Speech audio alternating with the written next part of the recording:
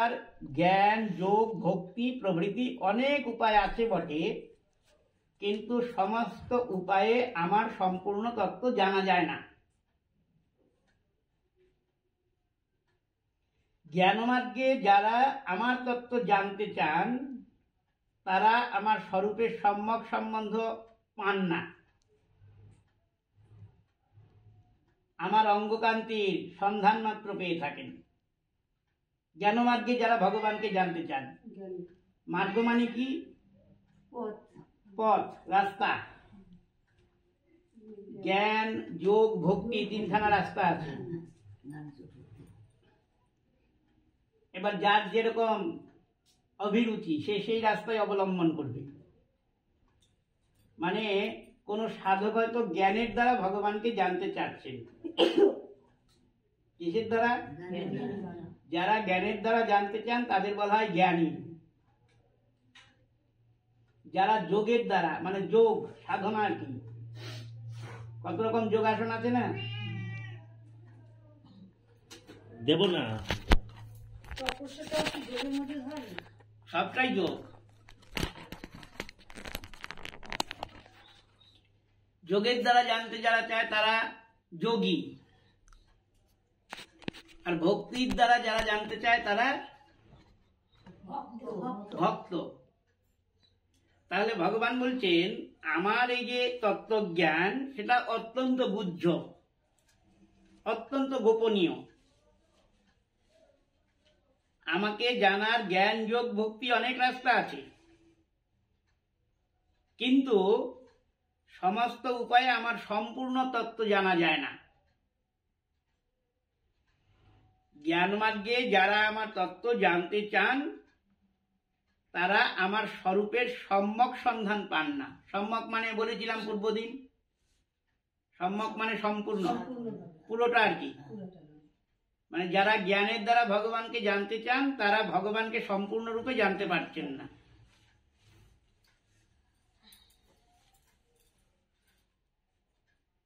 যারা জ্ঞান মার্গে জানতে চাচ্ছেন তারা ভগবানের অঙ্গকান্তির সন্ধান মাত্র পেয়ে থাকেন।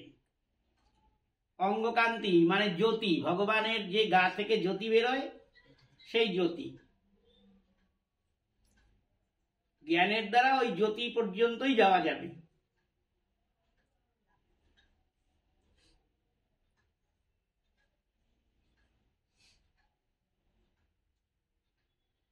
যোগমার্গে যারা অনুসন্ধান করেন তারাও আমার এক অংশস্বরূপের সন্ধান মাত্র পেয়ে থাকেন। আমার সম্পূর্ণ সন্ধান পেতে পারেন না। আমার স্বরূপটা একমাত্র ভক্তির দ্বারাই জানা যায়। কিসের দ্বারা? তাই অত্যন্ত কম লোকেই আমার এই স্বরূপ তত্ত্ব জানতে পারেন। এই জন্যই অনেক লোকের ভগবানকে, প্রকৃত যে ভগবান, আসল যে ভগবান, তাকে ভগবান মানতে ইচ্ছা করে না। ইচ্ছা করে না মানে তারা পারে না আর কি। তারা তো পারার কেউ না। ওই যে ব্রহ্মাকে বললেন ভগবান, আমি তোমাকে কথার দ্বারা আমার তত্ত্বজ্ঞান বলছি, কিন্তু এটা তুমি বুঝতে পারবে না। কেন পারবে না? না, যতক্ষণ আমি অন্তর্যামী স্বরূপে তোমার অন্তরে এই অনুভব মানে অনুভূতিটা না জন্মাতে পারি ততক্ষণ কথায় তুমি কিছুই বুঝতে পারবে না।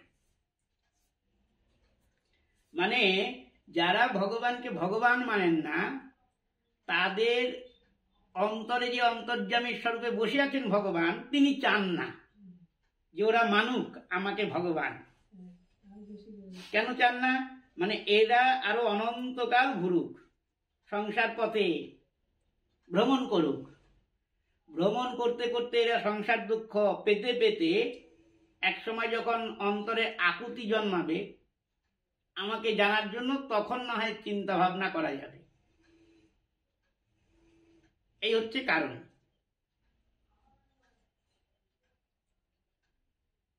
আসলে ভগবান এদের সামনে প্রকাশিত হন না।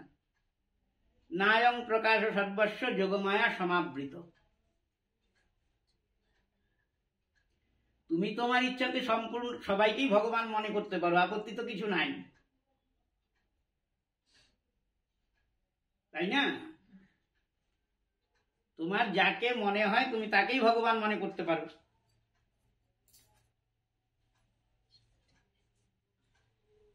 কারণ শাস্ত্রে বলা আছে সম্পূর্ণং, এই সর্বং খল্লিদং ব্রহ্ম সর্বং বিষ্ণুময়ং জগৎ। এই জগৎটা সম্পূর্ণ ব্রহ্ম বস্তু। সর্বং খলু ইদং ব্রহ্ম, সবই ব্রহ্ম। সবই যখন ব্রহ্ম, তাহলে তুমি ইট কাঠ পাথর, কুকুর ছাগল ভেড়া, বৃক্ষলতা পশু পাখি যা কিছু আছে, তোমার মনের মতন তুমি সবাইকে ভগবান বা একজনকে ভগবান বলে ভজনা করতে পারো। সেটা সম্পূর্ণ তোমার মত, তোমার রুচি। তাই বলে তুমি তো অন্যকে উপদেশ দিতে পারো না যে আমি এই কুকুরটাকে ভগবান মনে করি, এই ভগবান, তোমরা সবাই এই ভগবানের আরাধনা করো। সেটা হতে পারে না। সেটা আমাদের জানাবে শাস্ত্র মহাশয়। প্রকৃত ভগবানকে, প্রকৃত ব্রহ্মকে, সেই ব্রহ্মের উপাসনা কিভাবে হবে, তাই না? এই যে শাস্ত্র বচন সর্বং খল্লু ইদং ব্রহ্ম সর্বং বিষ্ণুময়ং জগৎ বা সর্বং ব্রহ্মময়ং জগৎ, এই কথাটাকে যদি কেউ সম্পূর্ণভাবে না বুঝে গ্রহণ করেন, তাহলে তার বেলায় তার পুত্র তার কাছে ব্রহ্ম, সবই যখন ব্রহ্ম, তার পুত্র কন্যা যা আছে সবই ব্রহ্ম, সে তার পুত্রের উপাসনাই করতে পারে। তার কাছে গৌর গোবিন্দের বিগ্রহের প্রয়োজন নাই, সবই তো ব্রহ্ম।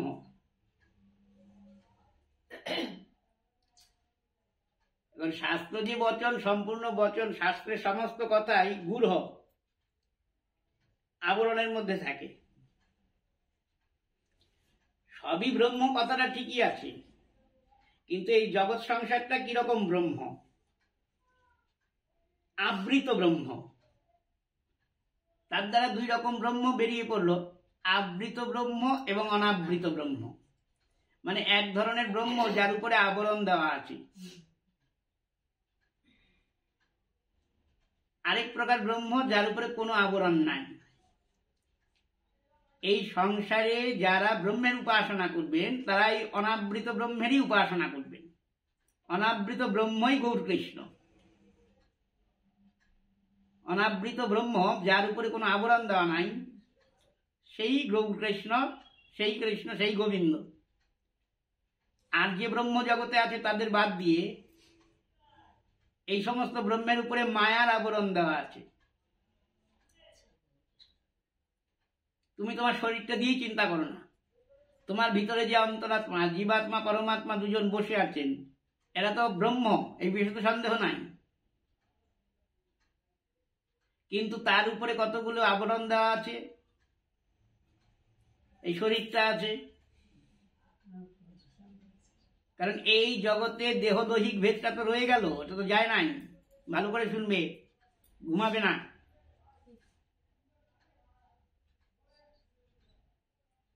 যেহেতু মায়ার জগৎ, মায়া সৃষ্টি করেছেন, তাই এটা সম্পূর্ণ ব্রহ্ম, মানে খাঁটি ব্রহ্ম বলা যাবে না, হতে পারে না। মায়ার অষ্ট আবরণ দেওয়া আছে। একটা সূক্ষ্ম দেহ দিয়েছে আর একটা স্থূল দেহ দিয়েছে, দুটো দেহ আছে এর মধ্যে। ওর ভেতরে আছে ব্রহ্ম, সুতরাং আবৃত ব্রহ্ম হয়েছে। আর কৃষ্ণের উপরে তো মায়ার আবরণ দেওয়ার ক্ষমতা নাই, আছে? কারণ কৃষ্ণের উপরে মায়া আবরণ দিতে গেলে মায়া নিজের অস্তিত্বই হারাবে। মায়ার সেই ক্ষমতা নাই। কারণ শাস্ত্রে বলা হয়েছে কৃষ্ণ সূর্য সম হয় মায়া অন্ধকার, যাহা কৃষ্ণ তাহা নাহি মায়া অধিকার।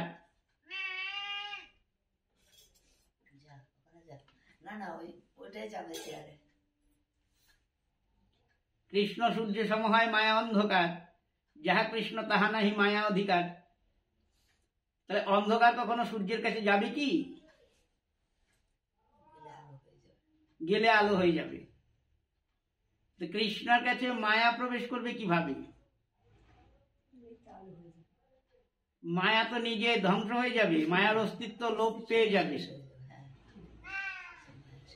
ননির পুতুল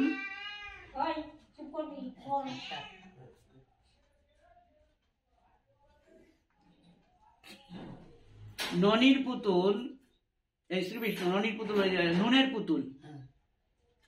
নুনের পুতুল যদি সমুদ্রের গভীরতা মাপতে যায়, কিসের পুতুল? নুন আসলো কোত্থেকে? তো সেই পুতুলটা যদি মনে করে যে সমুদ্রে কত গভীর আমি মেপে দেখাবো, তাহলে ওকে কেউ বারণ করবে? যাক না সমুদ্রের গভীরতা মাপতে, তাহলে নুনের পুতুলের কি হবে? জানা হলো কি আর? তো মায়ার উৎপত্তি ভগবানের থেকে। ভগবানের বহিরঙ্গা শক্তি মায়া, সেই বহিরঙ্গা শক্তি ত্রিগুণময়ী মায়া, গুণময়ী মায়া। মায়া নিজে তো জড়া, এর স্বরূপ হচ্ছে অন্ধকার। এই মায়া কখনোই ভগবানের কাছে যেতে পারবে না। ভগবানের যা উপাদান আছে সেই সমস্ত উপাদান ভগবানের ইচ্ছাতেই তা দিয়ে মায়া এই জগৎটা সৃষ্টি করেছে।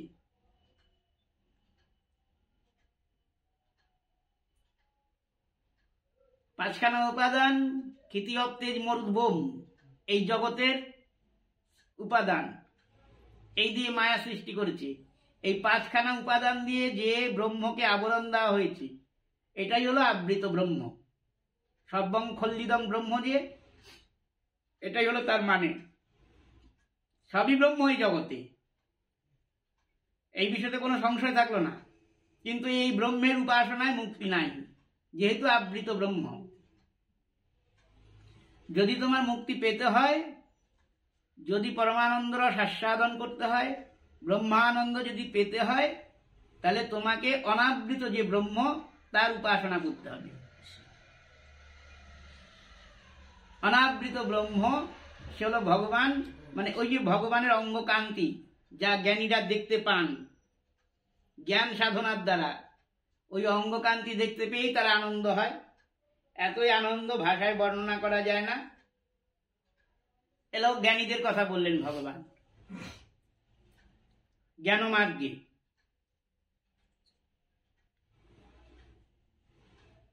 যোগমার্গে যারা অনুসন্ধান করেন তারাও আমার এক অংশস্বরূপের সন্ধান মাত্র পেতে পারেন। যোগীরা কিরকম দেখে? যোগীরা নিজের হৃদ গুহাতে ভগবানের আকৃতিটা দেখে, সম্পূর্ণ দেখে না, শুধু একটা আকৃতি।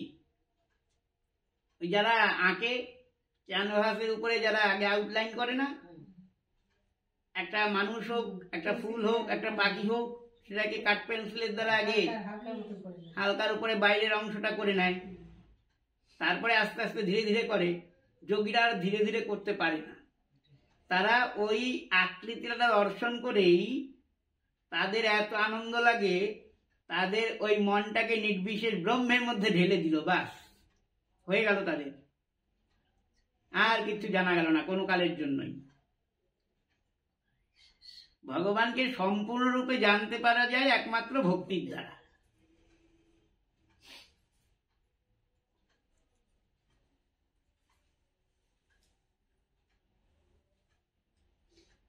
তাই ভগবান বলছেন আমার স্বরূপটা একমাত্র ভক্তির দ্বারাই জানা যায়, তাই অতি কম লোকেই আমার এই স্বরূপ তত্ত্ব জানতে পারেন। এই জন্যই বলছি তোমার কাছে যে তত্ত্ব প্রকাশ করব সেটা অত্যন্ত গোপনীয়, পরম গুহ্য। আমি আমার তত্ত্ব প্রকাশ করব কথায়। কিসে করবে? কথায়। সেই কথা তুমি শুনবে মাত্র, শুনে মনেও রাখতে পারো, কিন্তু আমি যা বলবো কেবল কানে শুনেই তার কোনো ধারণা তুমি করতে পারবে না। ধারণা করতে হলে হৃদয়ে অনুভবের প্রয়োজন। কিসের প্রয়োজন?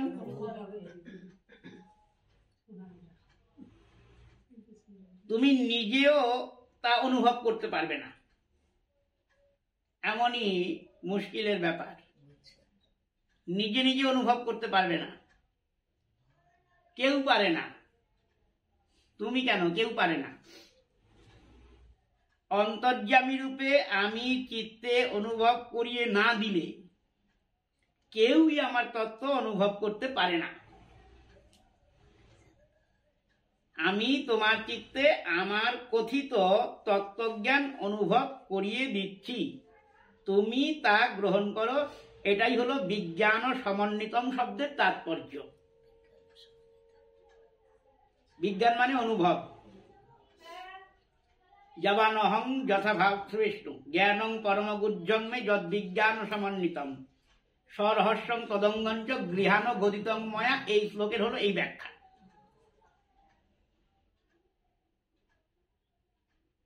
বিজ্ঞান মানে কি?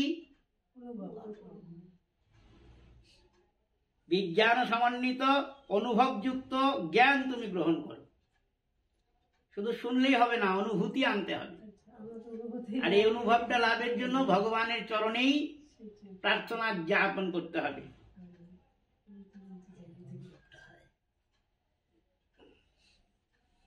আমার তত্ত্বজ্ঞানের একটা রহস্য আছে।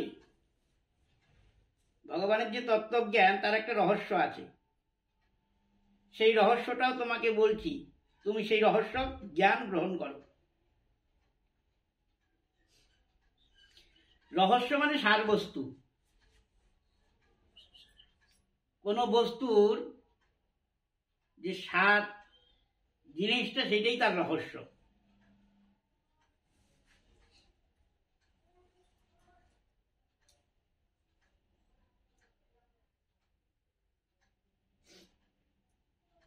যা না হলে যে বস্তু পাওয়া যায় না, তাই সেই বস্তুর রহস্য।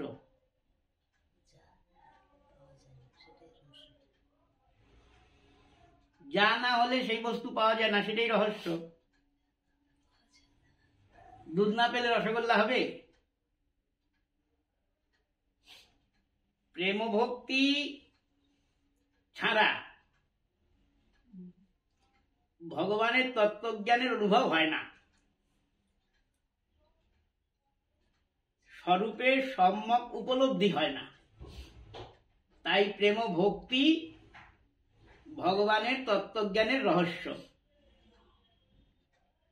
এই জন্য রহস্যের কথা কার কাছে বলতে নাই। সনাতন প্রভু বলছে, রাখো প্রেম হৃদয়ে পুরিয়া। তোমার যে প্রেম ভক্তিটা, সেটা হৃদয়ে গোপন করে রেখো।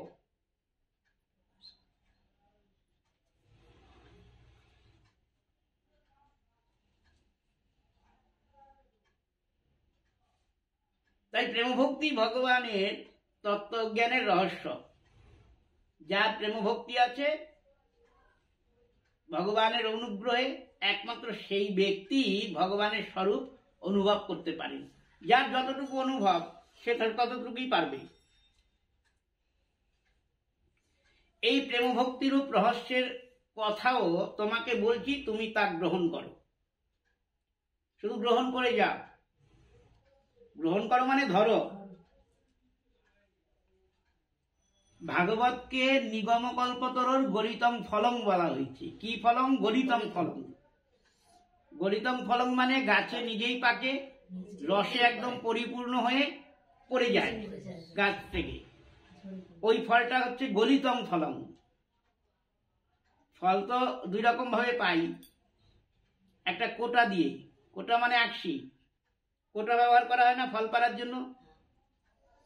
কোটা দিয়ে যেই ফলটা পারবে, সেটা ততটা মধুর হবে না, আস্বাদনী। গাছ পাকা না তো? হ্যাঁ, গাছ পাকা হিমসাগর। গাছে পাকবে, ফলে রসে টইটম্বুর হয়ে যেটা পড়বে, সেটাকে বলা হবে গলিতম ফলম। ভাগবত হচ্ছে গলিতম ফলম। পরমাচার্য ব্যাস ভাগবতের বন্দনা করতে গিয়ে বলেছে, নিগম কল্পতরুর গলিতম ফলম। ফল যখন ভাগবত বলা হলো, ভাগবত যদি একটা ফল হয়, তাহলে সেই গাছটার নাম কি? কোন গাছের ফল? কি ফল? গলিতং ফলং বলা হলো, সুপক্ক রসে টৈটম্বর একটা ফল ভাগবতকে বলা হয়েছে, কিন্তু সেই গাছটার নাম কি? নিগম কল্পতরু। নিগম রূপ যে কল্পতরু, নিগম হলো একটা শাস্ত্র,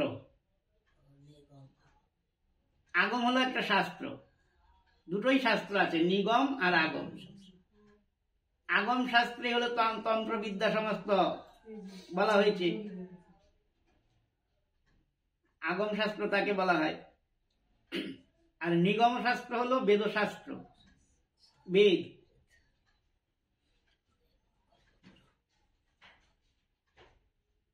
এই বেদরূপ শাস্ত্র মানে বৃক্ষ, একেই নিগম কল্পতরু বলা হয়েছে। কল্পতরু তার কাছে ধর্ণা দিয়ে পড়ে থাকতে হয় 3 রাত্রি। একটা জগতে তরু মানে গাছ আছে, তার নাম কল্পতরু। তোমরা তো গান করো, জয় জয় শ্রী গুরু, তারপর গুরুদেব কিসের কল্পতরু? তাহলে গুরুদেবের কাছে কি পাবে? প্রেম ভক্তি পাবে, অন্য কিচ্ছু চাইলে হবে না, দিতে পারবে না গুরুদেব। গুরুদেব তোমাকে দিতে এসেছেন এই প্রেম কল্পতরু হয়ে, প্রেমটা তোমাকে দিতে এসেছেন শ্রী গুরুদেব। ওই যে প্রথমে বলা হয়েছে চতুশ্লোকের আগে যে ভগবান আচার্য রূপে জানান, তারপরে অন্তর্যামী রূপের কথা বলা হয়েছে। তোমার তো জগতে প্রয়োজন প্রেম, এছাড়া কিচ্ছু প্রয়োজন নাই। এখন তোমার প্রয়োজনীয় অনেক কিছুই মনে হতে পারে, কিন্তু এগুলো তো আসলে তোমার প্রয়োজন নাই, তোমার প্রয়োজন প্রেম। তো সেইটা যদি তুমি পাও, সব পেয়ে যাবে। কিন্তু তার সঙ্গে বুদ্ধিমান লোক একবারেই পেতে চায়, ক্ষুদ্র ক্ষুদ্র ভাবে পেতে চায় না। তুমি যদি প্রেম লাভ করতে পারো, সব কিছু পেয়ে গেলে, আর আলাদা করে কিছু চাইতে হবে না। কল্পতরু তার কাছে এই যে গাছটা, সেই গাছটার কাছে তুমি যা চাইবে তাই দেবে। তার আগে তোমাকে ধর্ণা দিয়ে পড়ে থাকতে হবে গাছের নিচে 3 রাত্রি, তারপরে গাছের কৃপা হবে, তারপরে তুমি যা বলবে সেটাই তোমাকে দিয়ে দেবে। নিগম কল্পতরুর, নিগম রূপ যে কল্পতরু মানে বেদ রূপ যে কল্পতরু, তার কাছে তোমার ধর্ণা দিয়ে পড়ে থাকতে হলো। তারপরে সে সম্পূর্ণ কি দিল তোমাকে? ভাগবত নামক যে ফলটা, যেটা শুনলে বুঝতে পারলে ভগবানের কৃপা যদি অনুভব হয়, তোমার আর কিছু প্রয়োজন নাই, সমস্ত কিছু তুমি পেয়ে গেলে। তো ভাগবতের বর্ণনাই তো প্রথমে বললেন পরমাচার্য ব্যাস, ভাগবত কি? গলিতং ফলং। এইবার গলিতং ফলং কেন বলা হলো? কোনো আকসি ব্যবহার করা হয় নাই, কেন বলা হলো না? বলা হলো না এই কারণেই, ব্রহ্মা কিন্তু ভগবানকে দেখে, যে আমাকে ভাগবত তত্ত্ব উপদেশ দাও, আপনি আমাকে ভাগবত তত্ত্বের উপদেশ দিন, আমি ভাগবত জানতে চাই, এটা ব্রহ্মা বলেছেন কি? বলেননি। প্রথম শ্লোকে, চতুশ্লোকীর প্রথম শ্লোকেই ভগবান শুধু বলে দিচ্ছেন গৃহানো, গৃহানো, গৃহানো, ধরো ধরো, মানে আমি দিচ্ছি। তা আমি দিচ্ছি মানে তুমি চাওনি তো, এগুলো তোমার প্রয়োজন আছে, কিন্তু তুমি চাওনি, তুমি চাইতে জানো না। তোমার কি প্রয়োজনীয় বস্তু অজ্ঞ, তুমি জানো না তোমার কি দরকার, তোমার কিসে ভালো হবে, কিসে তুমি সুখে থাকবে, কিসে শান্তিতে থাকবে, সেটা আমি জানি। শিশুপুত্র যেমন জানে না যা গ্রহণ করতে গেলে, যা গ্রহণ করলে তার অসুবিধা হবে, সেটা জানে না, কিন্তু পিতামাতা তো জানে, তাকে তো সেই বস্তু দেয় না। এমন বস্তু দেয় যাতে সে সুস্বাস্থ্য, খাদ্য, এই সমস্ত কিছু দিয়ে থাকেন। ব্রহ্মা তো জগৎ, ভগবান তো জগৎ পিতা, সে তো তিনি নিজেই বলেছেন গীতাতে, পিতাহমস্য জগত। তার সন্তানরা যেটা পেলে, যেটা প্রয়োজন, যেটা পেলে সুখে শান্তিতে থাকতে পারবে, ঘরের ছেলে ঘরের কাছে ঘরে ফিরে যেতে পারবে, সেই জিনিসটাই ভগবান দিচ্ছেন। বলছে তুমি চাইতে জানো না, আমি দিচ্ছি, গ্রহণ করো, গৃহানো, গ্রহণ করো। তা আমি তোমার চিত্তে আমার কথিত তত্ত্বজ্ঞান অনুভব করিয়ে দিচ্ছি, তুমি সেটা গ্রহণ করো। সেই রহস্য সারবস্তু প্রেম ভক্তি ভগবানকে জানার রহস্য। যার প্রেম ভক্তি আছে ভগবানের কৃপাতে একমাত্র সেই ব্যক্তি ভগবানকে অনুভব করতে পারেন। এই প্রেম ভক্তিরূপ রহস্যের কথাও তোমাকে বলছি, তুমি গ্রহণ করো। মদ বিষয়ক মানে ভগবানের বিষয়ে তত্ত্বজ্ঞান লাভের কিংবা ওই তত্ত্বজ্ঞান উপলব্ধির হেতুভূত প্রেম ভক্তি লাভের যে সমস্ত উপায় বা সহায় আছে সেটাও তোমাকে বলছি। শ্রবণ কীর্তনাদি সাধন ভক্তির অনুষ্ঠান দ্বারাই প্রেম ভক্তির উন্মেষ হয়। প্রেম ভক্তির উন্মেষ মানে প্রেম ভক্তির জন্মটা কিসে হয়? শ্রবণ কীর্তনাদি সাধন ভক্তির দ্বারা। শ্রবণ আর কীর্তন।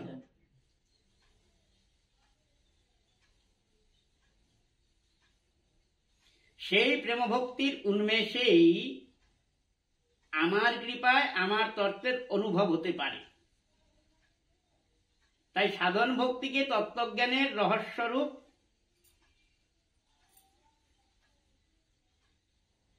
প্রেম ভক্তির অঙ্গ বা সহায় বলা হলো। প্রেম ভক্তির সহায় বলে একে তত্ত্বজ্ঞানের সহায়ও বলা যায়। এই সহায়ের কথায়ও বলছে তুমি গ্রহণ করো। এটাই হলো তদঙ্গঞ্চ শব্দের তাৎপর্য। হাত পা অঙ্গ যেমন দেহ রক্ষার সহায়, দেহকে রক্ষা করো কি দিয়ে? হাত পা দিয়ে। সেই রকম শ্রবণ কীর্তনাদি সাধন ভক্তি প্রেম ভক্তি লাভের এবং তত্ত্বজ্ঞান লাভের সহায় বলে সাধন ভক্তিকে প্রেম ভক্তির বা তত্ত্বজ্ঞানের অঙ্গ বলা হয়েছে।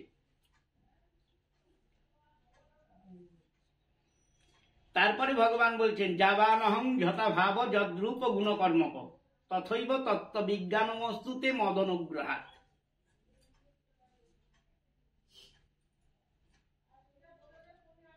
ভগবান ব্রহ্মাকে বললেন আমার যে স্বরূপ আছে, আমার যে লক্ষণ আছে, ভগবানের লক্ষণ কি? শ্যামবর্ণ, চতুর্ভুজাদি আমার যে সকল রূপ আছে,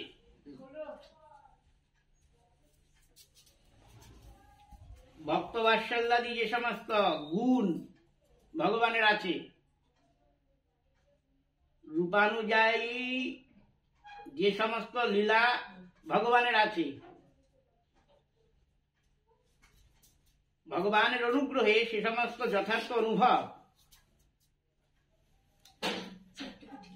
তোমাদের সর্বপ্রকারে হোক, ব্রহ্মাকে বলছেন।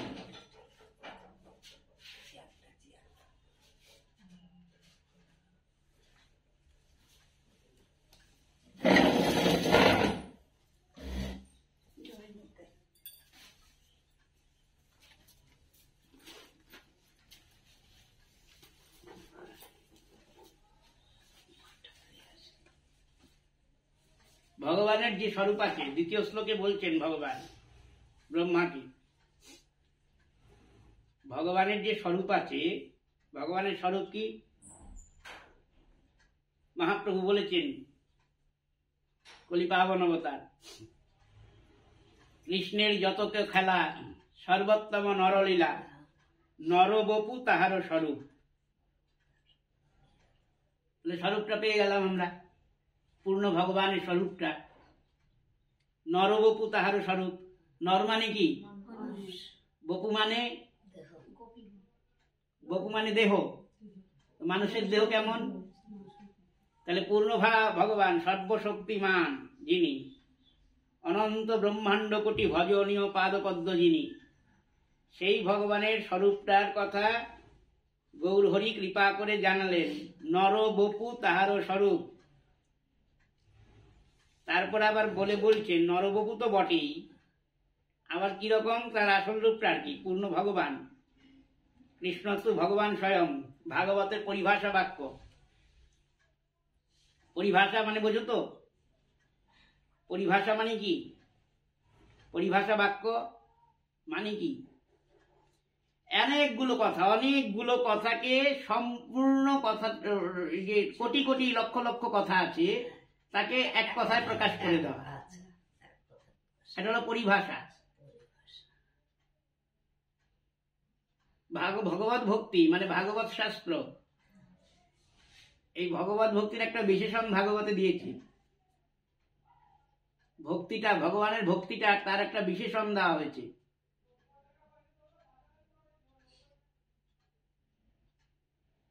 প্রজ্জিত কৈতব,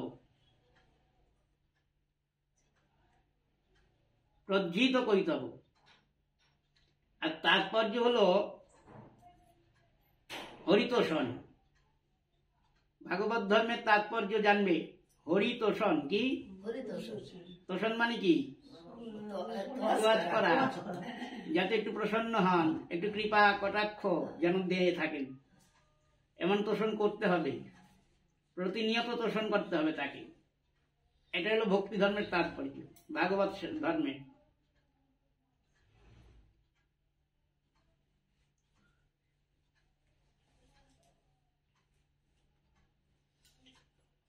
তাহলে কৃষ্ণের যতক খেলা সর্বোত্তম নরল্লা নরবপু তাহার স্বরূপ, স্বরূপটা হলো নরাকৃতি পরব্রহ্ম।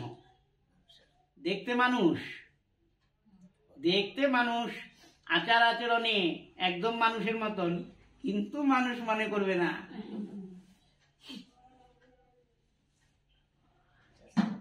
গূঢ় কপট মনুষ্য লিঙ্গম, সুখদেব বহুবার বলেছেন এই কথাটা। কপট মনুষ্য, কপট মনুষ্য কৃষ্ণ, গোপবেশ বেণুকর। এবার বলছেন কিরকম দেখতে তাকে, ওই মানুষটাকে দেখতে কিরকম? গোপবেশ বেণুকর। গোপবালকরা যেমন ভাবে গরু চড়ায় আর কি, যারা গোপবালক, রাখাল বালক আর কি, তাদের যে বসন ভূষণ যেমন হয়, গোপবেশ বেণুকর, হাতে বাঁশি আছে। নবকিশোর, নবকিশোর মানে কৈশোর, মানে কিশোর বয়স আর কি, ওই চিরকাল কৃষ্ণ 16 বৎসর। কৃষ্ণের বয়স ওই 16 বৎসর থাকবে, 16.5 হবে না। কতদিন পর্যন্ত থাকবে কেউ জানে না, কতদিন পর্যন্ত আছে কেউ জানে না। কারণ দেখো বলা হচ্ছে, মৈথিলি কবি বলছেন, কত চতুর আনন মরি মরি যাওত তুয়া নাহি আদি অবসানা, তোহে জনমিয়ে পুনঃ তোহে সময়ত সাগর লহরী সমানা। এই যে মানুষটা, তার বয়স দেখো 16 বছর। কত চতুরানন মানে চতুরানন ব্রহ্মা, চারখানা মাথা তো, আনন মানে মাথা, মুখ, ব্রহ্মার তো 4খানা মাথা। এরকম কত ব্রহ্মা, কত চতুরানন, মরি মরি যাওত। মরি মরি মানে জন্মাচ্ছে আর মরে যাচ্ছে। ভালো কথা, জন্মাচ্ছে আর মরাচ্ছে। ব্রহ্মার পরমায়ু, একটা ব্রহ্মার পরমায়ু কত জানো তো? দ্বিপরার্ধকাল। ব্রহ্মার পরমায়ু দ্বিপরার্ধকাল, 2 পরার্ধ। পরার্ধ মানে একক, দশক, শতক, হাজার, অযুত, লক্ষ, নিযুত, কোটি, তারপরে যা করতে করতে যেখানে গিয়ে ঠেকবে সেটা হলো পরার্ধ, তারপরে আর কিছু নাই। এরকম 2টো পরার্ধ ব্রহ্মার পরমায়ু। এহেন ব্রহ্মা কত মরে গেল, কত জন্মালো, কত মরে গেল, কত জন্মাচ্ছে, কত মরে যাচ্ছে। কেউ তোমার আদি অবসান, তোমার শুরু কোথায়, তোমার শেষ কোথায় জানতে পারলো না। তারপর সুন্দর একটা দৃষ্টান্ত দিচ্ছে, তোয়ে জনমিয়ে পুনঃ তোয়ে সময়ত। তোমার মধ্যে এরা সৃষ্টি হচ্ছে, তোমার মধ্যে এরা লয় হয়ে যাচ্ছে। কিরকম?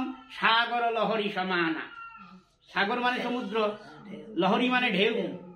সমুদ্রে সুউচ্চ ঢেউ, বড় বড় ঢেউ, দেখলে ত্রাস হয়, ভয় লাগে। সমুদ্র দেখলে ভয় লাগবে। আটলান্টিক মহাসাগর, প্রশান্ত মহাসাগর, বঙ্গোপসাগর, যত সাগর আছে, মাঝখানে যদি যাও আর তোমার জাহাজটা যদি এই ঢেউয়ের মধ্যে টলমাটল করে, তখন তোমার কিরকম হবে? মানে যেদিকে চোখ যাবে জল, আর কিচ্ছু নাই। ওই বড় বড় ঢেউগুলো, যত বড় ঢেউ হোক, সমুদ্রের যত বড় ঢেউ যত উঁচুতেই উঠুক, কোথায় লয় পাচ্ছে? সমুদ্রের মধ্যেই লীন হয়ে যাচ্ছে। তোয়ে জন্মিয়ে পুনঃ তোয়ে সমাহত, তোমার মধ্যে এরা জন্মাচ্ছে, তোমার মধ্যেই এরা শেষ হয়ে। ঠিক যেমন সাগর হলো হরি সমানা, সমুদ্রের ঢেউগুলো যেমন ওঠে আবার সমুদ্রেই বিলীন হয়ে যায়, তেমন এই ভদ্রলোক, তার বয়স 16 বছর। এই জন্য বলে যে গোপবেশ বেণুকর নব কিশোর, নটবরের মতন চেহারা। নটবর যারা নট মানে যারা নৃত্য করে, তাদের যেমন সুঠাম চেহারা, কোথাও বেশি প্রয়োজনের ছাড়া মেদ নাই, যতটুকু প্রয়োজন শরীরে, যেখানে যতটুকু প্রয়োজন ততটুকুই মেদ আছে, মেদের বাহুল্য নাই সেখানে। যারা নৃত্য করে তাদের যে সুঠাম চেহারা হয়, তো ভগবানেরও তাই। ভগবত বিগ্রহ যদি মোটা হয়ে যায় তাহলে হলো না, আবার যদি ছোটা হয়ে যায় তাহলে হলো না। মানে যেমন হতে হবে সেই আকৃতিই দিতে হবে। তাহলে কৃষ্ণের সম্পূর্ণ মানে পূর্ণ ভগবানের এই স্বরূপটার কথা বলা হলো। তো এই স্বরূপটা যদি জানতে হয়, ভগবান ব্রহ্মাকে বলছেন যাবান অহং, আমি যেমন, মানে আমার স্বরূপটা যেমন, আমার যে স্বরূপ আছে, আমার যে লক্ষণ আছে, শ্যাম চতুর্ভুজাদি, ভগবানের শ্যাম চতুর্ভুজাদি যে মূর্তি, এই তার হাতে যে আয়ুধ মানে অস্ত্র, সেই অস্ত্রের তারতম্যে তার নামটা আলাদা হয়ে যায়। শঙ্খচক্র গদাপদ্মধারী নারায়ণ, নারায়ণের যদি দক্ষিণ হাতে চক্র থাকে তিনি এক স্বরূপে হলো, বাম হাতে চক্র থাকলে আবার তিনি অন্য স্বরূপে চলে গেলেন। শ্যাম বর্ণ তো তিনি বটেই সম্পূর্ণভাবে, সব জায়গায় শ্যাম বর্ণ, চতুর্ভুজ দেখা যায়। তাহলে তার স্বরূপ শ্যাম চতুর্ভুজাদি যে সমস্ত রূপ আছে ভগবানের, এটাই স্বরূপ। ভক্ত বাৎসল্যাদি যে সমস্ত গুণ আছে ভগবৎ স্বরূপে, ভক্ত বাৎসল্যাদি গুণ, ভক্তের জন্য তিনি সব করতে পারেন, সব সব। জ্বলন্ত অনল কৃষ্ণ ভক্ত লাগি খায়, ভক্তের কিঙ্কর হয় আপন ইচ্ছায়। জ্বলন্ত অনল, দাউ দাউ করে বনে আগুন লেগে আছে, দাবাগ্নি, দাবাগ্নি পড়ে গেছে, তার মধ্যে বৎস বালক সমস্ত। ভাগবত লীলা আছে না, দামাগ্নি মোচন লীলা, ভান্ডির বন, ওই ভান্ডির বনে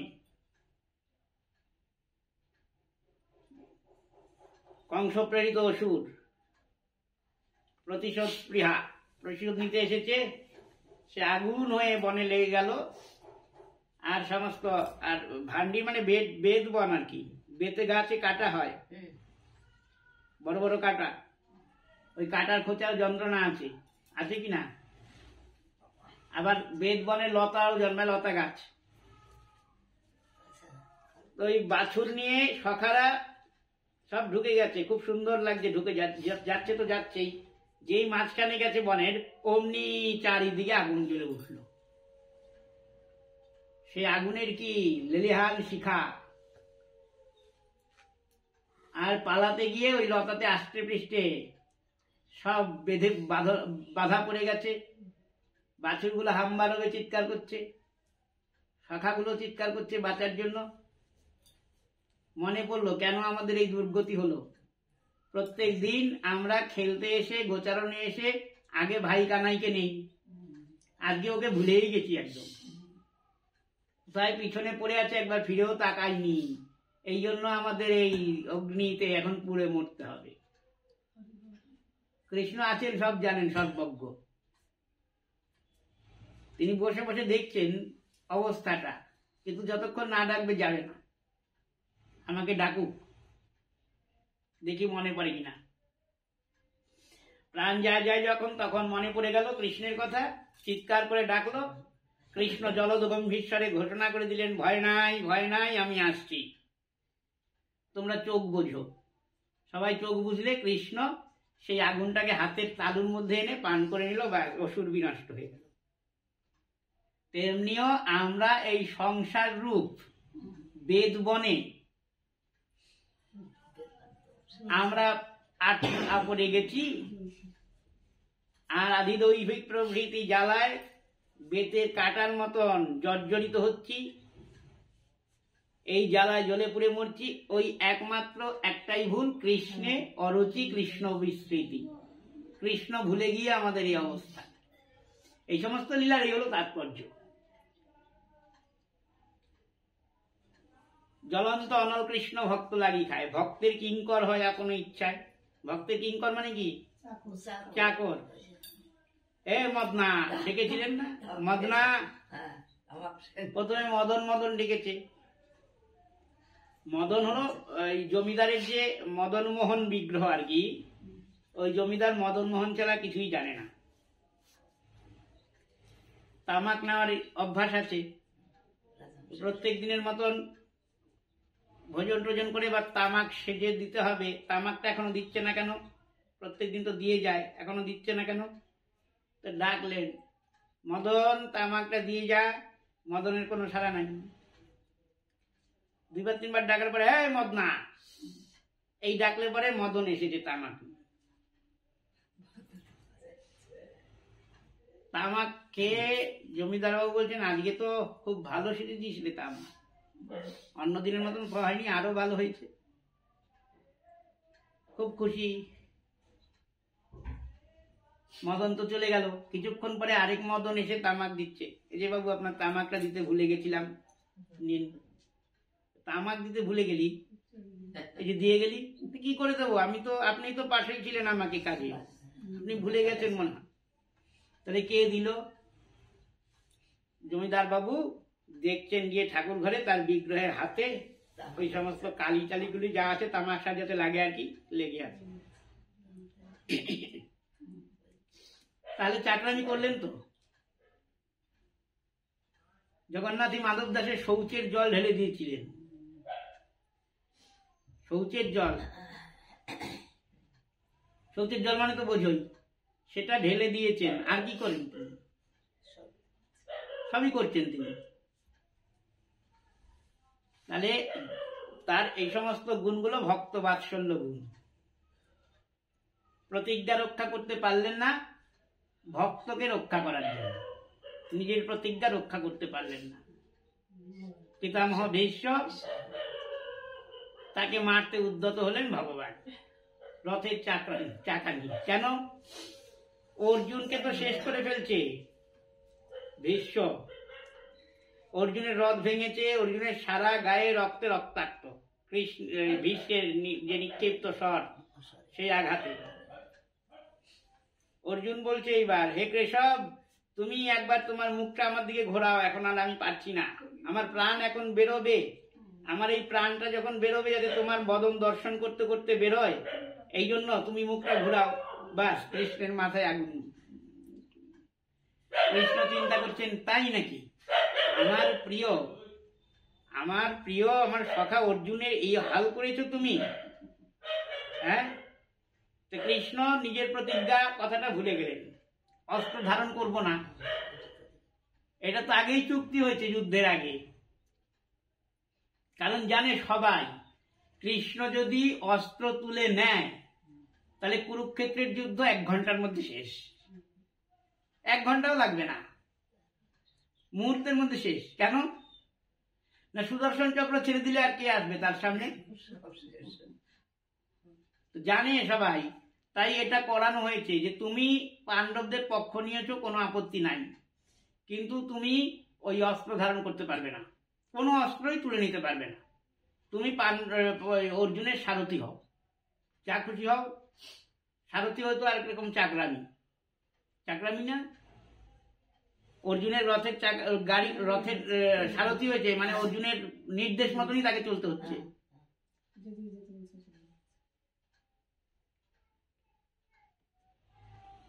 যে অস্ত্র কৃষ্ণ প্রতিজ্ঞা করলো যে ঠিক আছে, আমি কোনো অস্ত্র ধারণ করব না। ভীষ্ম তিনি তো ভক্ত। দেখো, 1 ঢিলে 2 পাখি মারার মতন ব্যাপারটা। ভগবান হলো অবিচিন্ত মহাশক্তিধর। তিনি অমনি করেন, এক ঢিলে দুই পাখি, কেন 3 পাখি 4 পাখি সব বিনষ্ট করতে পারেন। ওদিকে ভক্ত ভীষ্ম তিনি সেদিন মনে মনে ভেবেছিলেন তুমি অস্ত্র ধরবে না তো তোমাকে ধরাবো, তো তার মনের বাসনা এটা পূর্ণ করতে হবে, আর অর্জুনকেও রক্ষা করতে হবে, দুটোই হয়ে গেল। ভক্ত বাৎসল্য গুণ না? ভক্ত পক্ষপাতিত্ব দোষ কখনোই বলবে না, এটা ভক্ত পক্ষপাতিত্ব ভগবানের গুণ। ভক্তের পক্ষ অবলম্বন করে, যদিও বলেন তিনি আমি সবাইকে সমান চোখে দেখি, সবাই আমার কাছে সমান, সবাই তোমার কাছে সমান, তখন যখন তাহলে তুমি দুর্যোধনের পক্ষ নিলে না কেন? হ্যাঁ, সবাই তো সমান, আবার দুরাচারী কেন? দুরাচারী হোক আর সদাচারী হোক, সবাই ভগবানের চোখে সমান, এটা ভগবান বলেছেন। অপি চেৎসু দুরাচার ভজতে মা অনন্য ভাগ সাধুরেব সমন্তব্য। যতই দুরাচারী হোক তাকে সাধু বলে মানবে, এ কথা তো বলেছেনই। তার একটা কারণ দেখাচ্ছেন ভগবান, কেন সাধু বলে মানবে যত দুরাচারী হোক না, ভজতে মা অনন্য ভাগ, যেহেতু আমার ভজনে লিপ্ত হয়েছে, এতকাল শয়তানি বদমাশি করেছে, করার পরে এখন বুঝতে পেরে গোবিন্দ ভজনে রত হয়েছেন, তাকে সাধু বলেই জানবে। ভগবান বলেছেন সঙ্গ করার দরকার নাই, সাধু বলে তার সঙ্গ যে করবে সেরকম দরকার নাই। দুরাচারী তো এখন ভজন করছেন, তাকে সাধু বলে জানবে, দূর থেকে প্রণাম করবে। আরেক জায়গায় বলেছেন সমহং সর্বভূতেষু নমে দেশস্তি ন প্রিয়, আমি সবাইকে সমান চোখে দেখি, কেউ আমার শত্রু নাই মিত্র নাই। কথাটা কি ঠিক আছে? কেউ শত্রু নাই কেউ মিত্র নাই, তাহলে ওরকম করলে কেন? হ্যাঁ, অর্জুনকে শিখিয়ে দিলে কেন তুমি আমার চরণের সামনে বসো, তাহলে সকালবেলা উঠে তোমার মুখটাই দেখবো, আমি তোমার হয়ে যাব। হ্যাঁ, মাথার সামনে বসো না, কিন্তু যদিও অর্জুন বসতো না, কারণ অর্জুন পরম ভক্ত, জানেন তিনি ভগবানের কোন জায়গাটায় বসতে হয়, ভগবানের সামনে গিয়ে কোথায় বসতে হয়। যাদের অহংকার তারা জানবে না তো সেটা। দুর্যোধন চিন্তা করলেন আমি পায়ের সামনে বসবো কেন, ওইদিকে তো একটা সিংহাসন রেখেছেন ভগবান, যেখানে শয়ন করছেন নিদ্রা কক্ষে, একটা শিয়রে মানে মাথার দিকে একটা সিংহাসন আর একটা চরণের সামনে সিংহাসন, দেখি কে কোথায় বসে।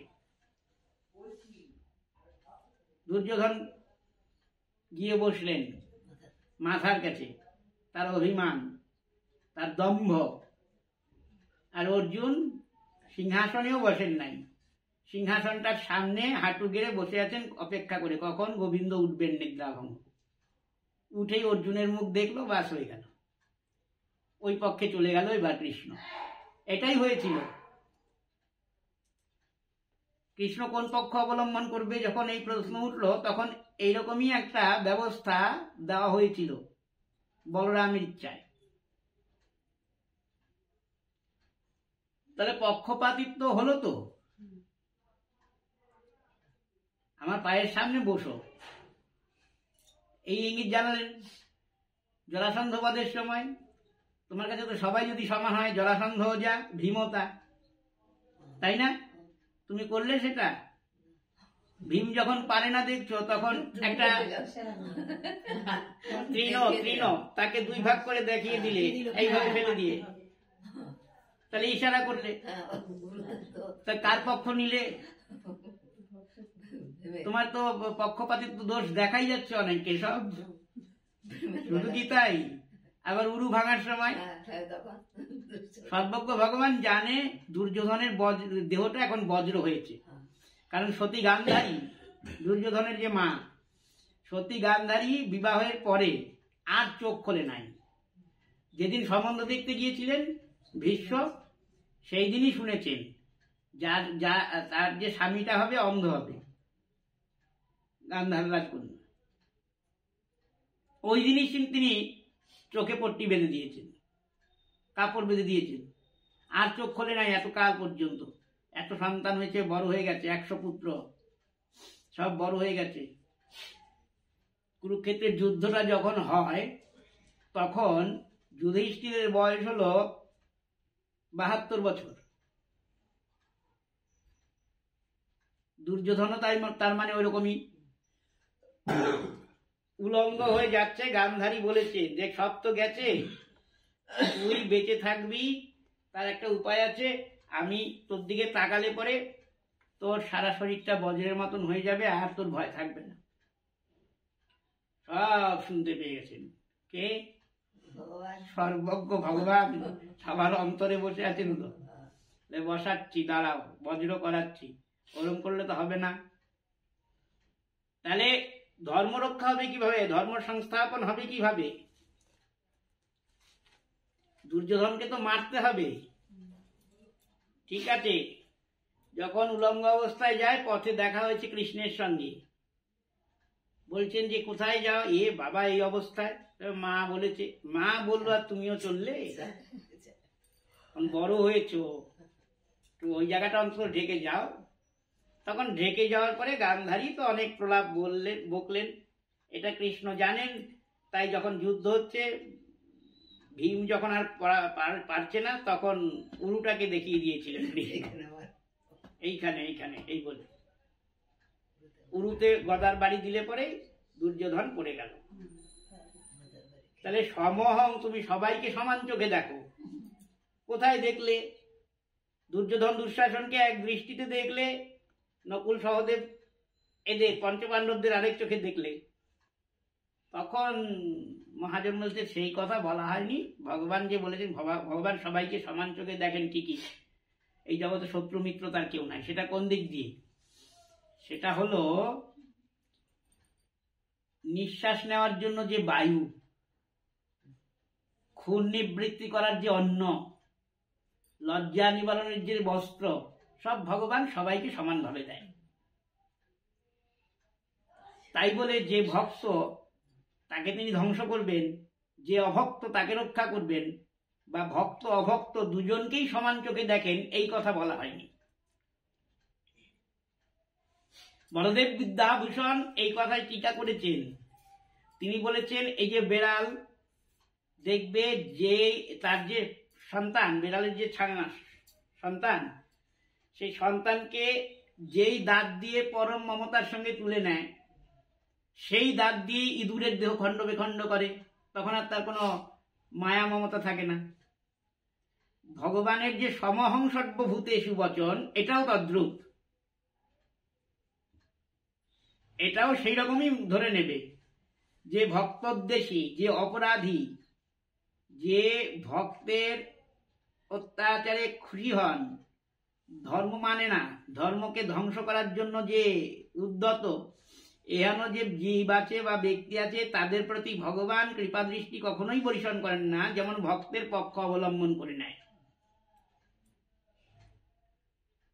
সমহং সর্বভূতেষু নমেদেশ্বস্তি ন প্রিয়।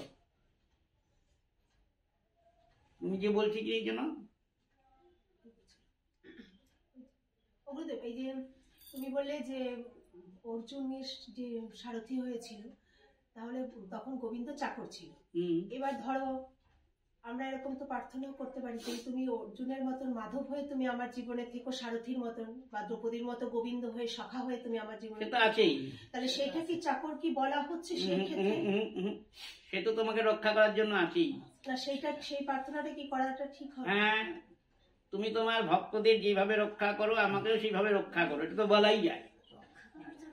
হ্যাঁ, আপত্তি কিছু নাই। না, তুমি এই জায়গাটা এখন বলে যে চাকর হয়ে, তাহলে চাকর, হ্যাঁ তাই তো করছে। তোমার যে দেহরথ, তোমার যে দেহরূপ রথ, তার পরিচালনা করছে কে? তাহলে এই যে রথ, এই রথের সারথীকে, সারথী যে ভগবান বসে আছেন এবং বুদ্ধির দ্বারা তিনি পরিচালনা করছেন, ওই তো হলোই, সবাইকে রক্ষা করছেন। সবাইকে সমানই দেখি, কিন্তু ভক্তের বেলায় এই যে এই জিনিসগুলো, ভক্তের বেলা এই সমস্ত জিনিস কেন করবে না? ভক্তের বেলা কেন করবে না? ওই যে দুর্বাসা ব্রাহ্মণকে বলেছেন ভগবান, অহং ভক্ত পরাধীন ঝা স্বতন্ত্র ইব দ্বিজ। আমি ভক্তাধীন, সম্পূর্ণরূপে অস্বতন্ত্র। তুমি আমাকে স্বতন্ত্র মনে করছো ব্রাহ্মণ। স্বতন্ত্র মানে স্বাধীন। স্বেচ্ছাচারী, যে নিজের ইচ্ছায় চলবে, কথা শুনবে না, সে হচ্ছে স্বাধীন। তত্ত্ব তো ভগবান স্বাধীন। দুর্বাসা কিছু খারাপ মনে করেনি, দুর্বাসার চিন্তাধারাটা ঠিক আছে। দুর্বাসা মনে করেছেন সব জায়গায় তো গেলাম, কেউ তো রক্ষা করতে পারলো না, কারণ শিব যার থেকে আমি জন্মেছি সে আমাকে বলে দিয়েছে, ও বাবা আমার প্রভু।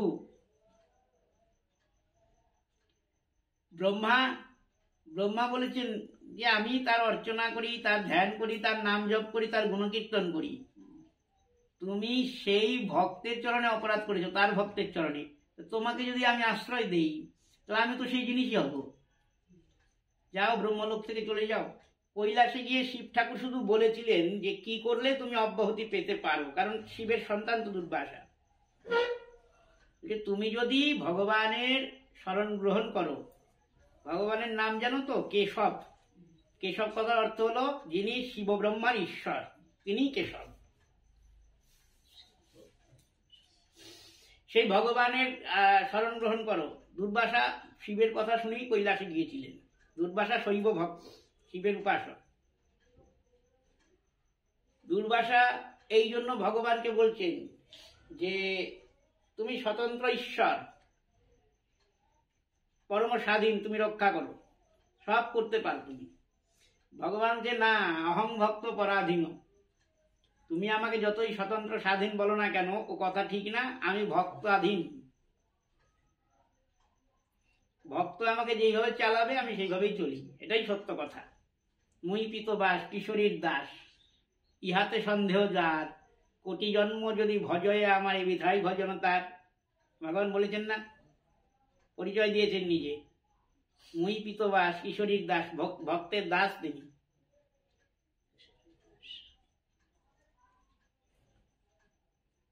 আবার বলছেন যে দেখো ব্রাহ্মণ, আমি কেন তাদের দাসত্ব গ্রহণ করব না, কেন তাদের অধীন হয়ে পড়ব না। যা ত্যাগ করা যায় না, ত্যাগ করা অত্যন্ত কঠিন, সেই দ্বারাসুত সমস্ত কিছু পরিত্যাগ করে ভক্ত আমার পাদপদ্ম ভজনই প্রার্থনা করে, অন্য কিছু চায় না। ভক্ত পক্ষপাতিত্ব কেন করবেন না ভগবান, ভালো করে শোনো। ভক্ত মুক্তিও চায় না ভগবানের কাছে। মুক্তির কথা শুনলে ভক্ত ঘৃণা করেন, মুক্তিকে ঘৃণা করে ভক্ত। ভক্ত চায় কি? পাদপদ্ম সেবা, ভগবানের চরণ সেবা, এটাই চায় ভক্ত, মুক্তি চায় না। সেবা অভিলাষ মাগে নরোত্তম দাস, এই কথাটা তো ছত্রে ছত্রে বলা আছে। আরেকটা কথা, তোমরা তো অষ্টোত্তর শতনাম পড়ো না? মাঝে মাঝে পড়ো, সেখানে তো অনেক কথা আছে। বৈকুণ্ঠে বৈকুণ্ঠনাথ, তারপরে কমলারূপতি বলা আছে না, দৈত্যারী দ্বারকানাথ, দয়াময় দ্রৌপদী স্বরূপে তোমার হয়। তাহলে গোলকেতে স্থিতি, এগুলো তো তোমরা পাও ওখানেই। স্বরূপে তোমার হয় গোলকেতে স্থিতি, বৈকুণ্ঠে ক্ষীরোদশাহী কমলার প্রতি, এই সমস্ত বলা আছে না। তাহলে এগুলো বোঝো না কেন? স্বরূপে তোমার হয় গোলকেতে স্থিতি, তোমার যে আসল রূপটা সেই রূপে তুমি গোলক বৃন্দাবনে থাকো। বৈকুণ্ঠে বৈকুণ্ঠনাথ হয়ে আছো, কমলার প্রতি মানে লক্ষ্মীপতি নারায়ণ, ক্ষীরোদশাহী বিষ্ণু রূপে আছো। এখানে তো কৃষ্ণের সম্পূর্ণ রূপের কথা বলা হয়েছে।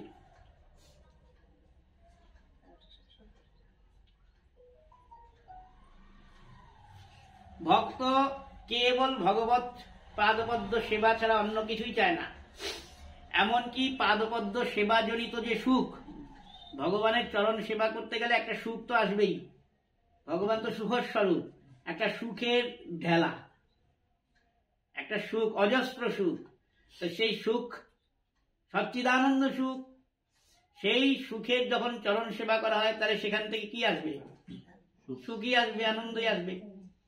ওই আনন্দ আসলে চরণ সেবায় বিঘ্ন ঘটে। ভক্ত মনে করে যে আমি আমার আনন্দ চাই না গোবিন্দ সেবার জন্য। গোবিন্দ সেবার জন্য আনন্দ যদি আসে তাহলে সেবায় বিঘ্ন হয়। যেমন কৃষ্ণ দর্শন করলে তখন প্রেমের অশ্রু, প্রেমাশ্রু দুই নয়ন দিয়ে প্রবাহিত হয়, এমন ভাবে চোখ দুটো ঝাপসা হয়ে যায়। তখন আর গোবিন্দ দর্শন হয় না। ভগবত দর্শন করাটাও ভগবানের সেবা। বৈকুণ্ঠে এক সারি ভক্তই আছে যাদের সেবাটা শুধু বসে বসে গোবিন্দ দর্শন করা, অনন্তকাল ধরে তারা করছে, এটাই তাদের সেবা।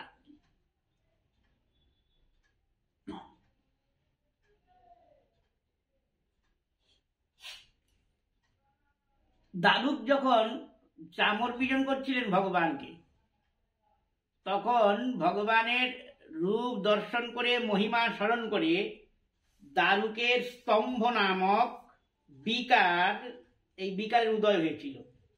অষ্টসাত্ত্বিক বিকারের একটা স্তম্ভ। স্তম্ভ মানে তুমি একদম সবকিছু বুঝতে পারছো, জানতে পারছো, কিন্তু চোখের পাতা ফেলানোর সামর্থ্য নাই, হাত দিয়ে হাত চালানোর কোনো ক্ষমতা নাই তোমার, পায়ে সেই শক্তি নাই, চলে মানে তুমি একটা পাথরের মূর্তির মতন হয়ে গেছো সম্পূর্ণভাবে।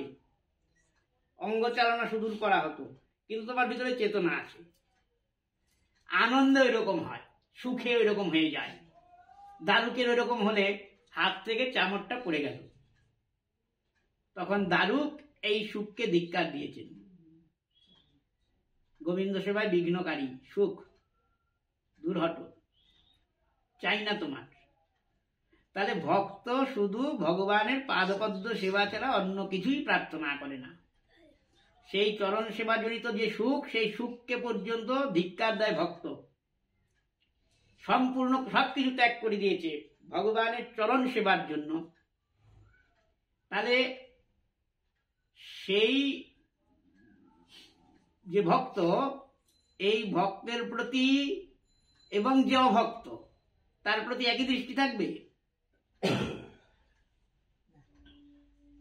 যে সমস্ত কিছু ত্যাগ করে গোবিন্দের চরণে পড়ে আছে সেবা পাওয়ার জন্য, তাকেও এক চোখে দেখবে।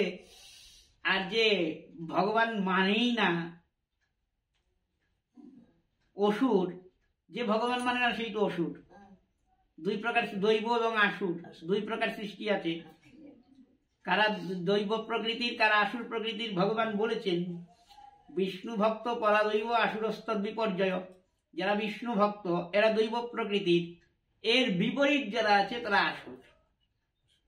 যারা গৌর গোবিন্দ ছেড়ে অন্য দেবদেবীর উপাসনা করে ধর্ম অর্থ কাম লোভ মোক্ষ লাভের জন্য, এরা অসুর।